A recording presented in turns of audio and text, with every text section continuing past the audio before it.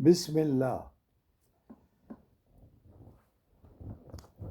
Some people still consider themselves as Sufis. It is a nice reflection of a movement that had been with human beings for hundreds of years, indicating special commitment to a path, to boundaries, to a way of conduct and behavior, and that they are on a path that takes them more and more from the mundane, from a lower level of consciousness to a much higher consciousness, to that zone that we are all heading towards, which everybody will experience after death. And then the question of practices. If you consider yourself a Sufi, how can you practice in the modern time, in the present age, in the present circumstances? I personally actually consider the era of communal help, activity, gatherings, which were considered to be good practices according to different Sufi tariqas.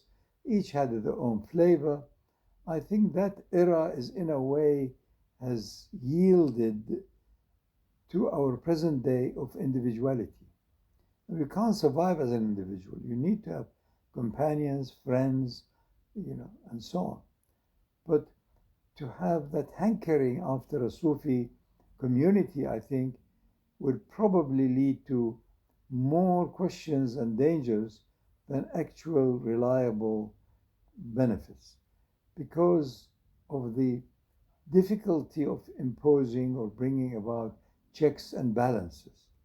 And therefore, you may find quite a lot of aberrations to that, which can take you to almost to the cult situation, which is very dangerous.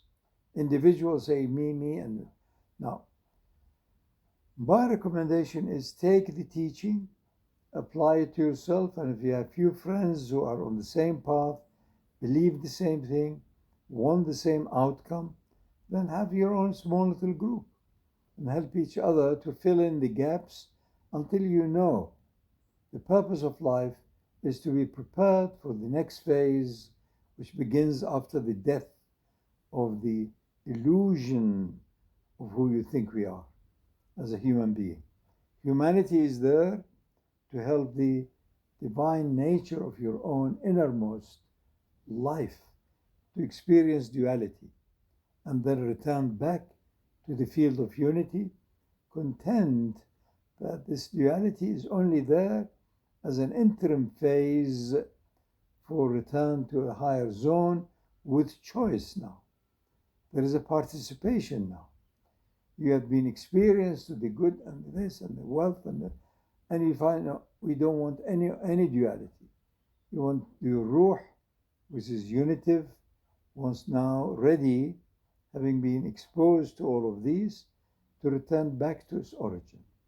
So I consider the nostalgia for what we may occasionally be touched by, ways of the Sufis, their generosity to each other, their help, giving more to the other than to yourself, and all of that. I think that served the purpose. Those streams of energy fields are there, but you need to reclaim them. You need to exclude other distractions to enter them. And for that, you may need a bit of companions, friendship, and some help. It's unlikely to come with all the accoutrements of the past. This is this tariqah, and this is this tariqah. I personally think the numerous tariqahs, which were flavors of a place and a time, have served the purpose. Otherwise, you end up mimicking, as I've seen in my travels. 100 years ago, if you had traveled the lands, you would come across easily 30, 40 living tariqas. And they were often headed by a man who was completely gone beyond the nafs. And they trusted him because He was an embodiment of a living soul. That era in human evolution and time has yielded now to a vast number of people, billions of people, which is not the case 100 years ago. And now you have to do it yourself. Look for like-minded, like-hearted people, and do it by yourself also. Until such time you can switch off your mind wherever you are, as frequently as you can. And that's how you get replenished and recalibrated. Bismillah.